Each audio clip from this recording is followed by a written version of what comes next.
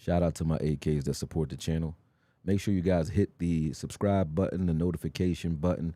Make sure you like it. Make sure you're sharing it. We've been having conversations on Twitter all day about Marcus Dixon, so that's what led to this shorter version of the Marcus Dixon breakdown, because obviously when I do these 3-hour videos, most of you don't see everything that I'm trying to convey, so some things get lost in translation. This video is an attempt to sort of clarify and better articulate my point, right? Now, before we do that, right, make sure you guys are hitting the membership button as well. Make sure you hit the notification button. The membership button is only $4, man. You get to tell me what type of content you want to see. This video came from a member, so obviously I listen and I respond to that. But beyond that, it helps me support this channel, because when I do these videos, I do not get paid for them, because the NFL takes the rights and the money for it, right? So, you want me to keep doing it. It can't be for free, obviously. You want me to keep doing videos, I need to be able to, mitigate the outcome or the funds that I put out to be able to edit these, right? Because it's a lot of time and a lot of energy, and I even pay other editors to help me with this. So join the movement and help us build here. But beyond that, right, when you look at the background for this video, right, we were watching Marcus Dixon and a lot of the linebackers that played behind his fronts. Alex Singleton is one that I singled out in Denver, but I thought that he was a little too good, right? Meaning he had 163 tackles and 177, and people could say, oh, maybe it was Alex Singleton. Maybe him behind these fronts is what exploded, right? Not that Josie Jewell didn't do well as well his first year with Marcus Dixon. He had 128 tackles in only 14 games and missed 3, right? So he would have had about 160 as well. 2 linebackers with 160 tackles behind the front is an anomaly, to say the least. He outperformed all the All-Pros and all the Pro Bowlers. That's Alex Singleton in both 2022 and 2023. And that's Fred Warner, Roquan Smith, Matt Milano, and then Quincy Williams all included, right, across both those years. I'm talking about outperform them, or, perform right in cusp with them. But tackles-wise, he outperformed them. But then people were saying that's an anomaly. Maybe Alex Singleton just got lucky behind this front. So I used the worst linebacker that has ever played behind a Marcus Dixon front. And I don't mean that to disrespect Eric Wilson at all, but number 55 that you're going to see in this film is a linebacker that has been playing in the NFL for 9 years, right? 9 years. And he chose his 9th season, which happened to be under Marcus Dixon, to have a breakout Pro Bowl, All-Pro type performance with 115 tackles, 6.5 sacks, 17 tackles for loss in this season. And I'm proving to you that if a linebacker can flow sideline to sideline, right, can read and react well, he can play well behind a Marcus Dixon front. Without further ado, let's start breaking it down. Okay, let's go.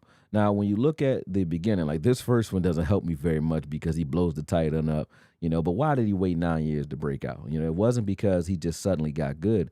And you'll see in the film, although this one is an anomaly, he really did tear this tight end up, man. I was like, wow, damn. You know what I mean? Knocked him out the frame for sure.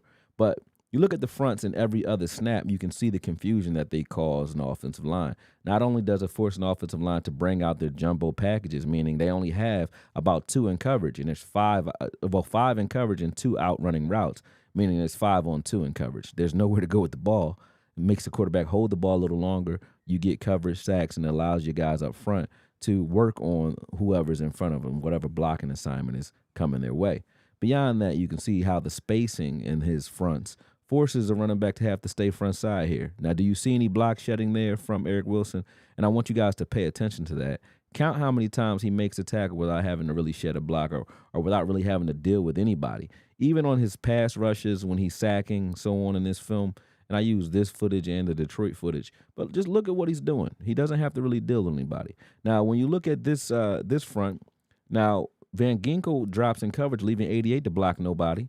75 has no one to block, but now 72 is forced to have to block Grenard and Smith by himself, and he couldn't get a hand on any of them because he had to squeeze 51 because he thought, I can't let him have an inside route to the quarterback, leaving one-on-one with Wilson and a running back, Charbonnet. Imagine Barham in this situation, or Demo in that situation, or Winters in that situation. They're going to eat because I do believe that they are better than Eric Wilson. Eric Wilson was not a prolific linebacker, but he had prolific results behind this front, and it's been happening almost every season.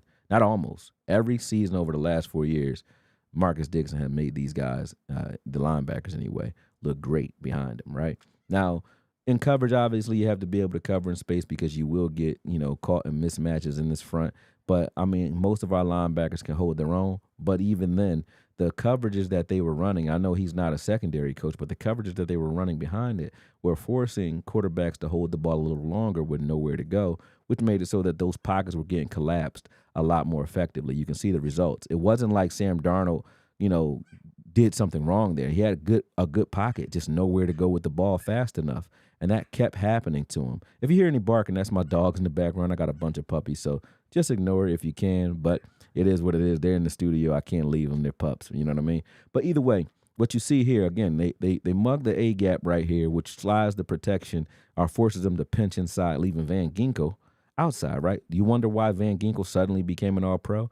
Because he was dealing with tight ends and running backs most of the season when it came to him pass rushing, because Grenard, the better pass rusher of the two, always got the tackle, right? So when they slid protection to Grenard, it left Van Ginkel by himself to really deal with tight ends and running backs, which is why I said Morris Leafau would have done okay had it not been for Malachi Lawrence coming here. But these defensive ends or whoever's playing outside are going to do pretty well because they're going to get a lot of situations like this. Like, how hard is it to play defensive end when Dallas Turner doesn't have to deal with anybody? Nobody blocks him. Why? Because of the fronts that they're running. They confuse offensive blocking schemes when they blitz from these fronts or they do certain packages that force offensive lines to make decisions that they don't normally make, right? Right here, who do you block? Who's coming? Who's going? What type of coverage is it? And they're dictating to that offensive line, to the Seattle offensive line, what they're doing here. Now, again, I said pay attention to how often 55 has to shed a block. He didn't have to shed on that last play. It came right to him. He doesn't have to shed on this play.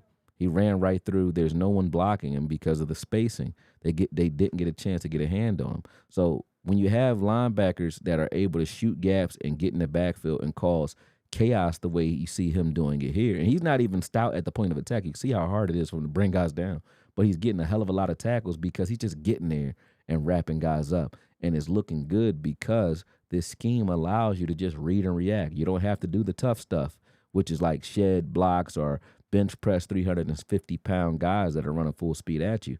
It's not necessary in this scheme. As you can see, look at it again. Right, and if you think I'm wrong, just count them off with me, man, because I'm not BSing here. How much does he have to shed here, right? So when I'm speaking this on Twitter, I know people think that we're all speaking apples to apples. I know a lot of people watch film. I'm not hating on anybody. But when I'm saying the things I'm saying, it's not coming from a thought or a feeling or emotion. I don't know Marcus Dixon. I don't care about Barham. I don't know this guy.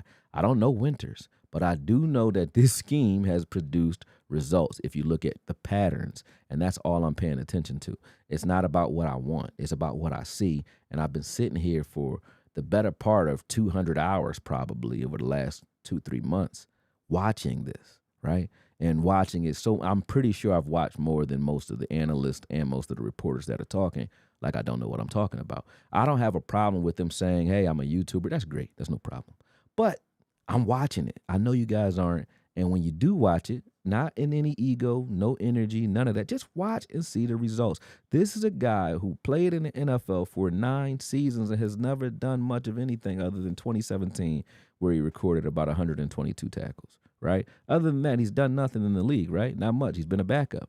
But he looked great. His numbers, if you just looked at his numbers last year, you'd be like, why wasn't he a Pro Bowler? 6.5 sacks, 17 tackles for loss? That's ridiculous. Those are like good numbers. If you got that from Micah Parsons, you'd be like, that was pretty good. 17 tackles for loss. You got that. If you got that from DeMarcus Lawrence, you'd be happy with that, right? Even though he's a defensive end. But if you got that many tackles for loss, you'd be happy with that from those guys. This is coming from Eric Wilson, who hasn't done anything in the league, right? And it's Blake Cashman, who had 144 tackles after only playing 13 games. He was on pace to have 188. We talk about Jordan Brooks because he had 183 tackles, right?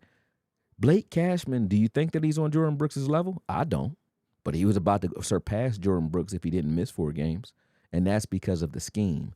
This scheme makes average linebackers good, makes good linebackers great, and makes great linebackers all pro. Guaranteed. I don't need no help.